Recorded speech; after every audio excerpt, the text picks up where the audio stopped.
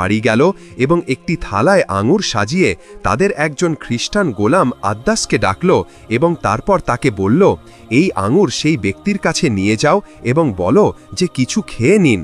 ফলে আদ্দাস আঙুর নিয়ে রাসূলুল্লাহ সাল্লাল্লাহু আলাইহি ওয়াসাল্লামের সামনে রাখল। তখন রাসূলুল্লাহ সাল্লাল্লাহু আলাইহি ওয়াসাল্লাম বিসমিল্লাহ বলে খাওয়া শুরু করলেন। তখন আদ্দাস অবাক হয়ে বলল, আল্লাহর কসম, এই শহরের লোকেরা তো বিসমিল্লাহ বলে না। তখন নবী মুহাম্মদ সাল্লাল্লাহু আলাইহি ওয়াসাল্লাম তাকে জিজ্ঞাসা করলেন, তুমি কোথাকার বাসিন্দা এবং তোমার ধর্ম কি? আদ্দাস জবাব দিল, আমি নিনওয়ার বাসিন্দা এবং আমি ধর্মীয়ভাবে খ্রিস্টান। তার কথা শুনে রাসূলুল্লাহ সাল্লাল্লাহু আলাইহি ওয়াসাল্লাম বললেন, সেই নিনওয়া যেখানে আল্লাহর নবী ইউনুস আলাইহিসসালাম থাকতেন। নবীজির মুখে এমন কথা শুনে আদ্দাস অবাক হয়ে গেল এবং সে বলল, আপনি ইউনুস আলাইহিসসালামকে কিভাবে চেনেন?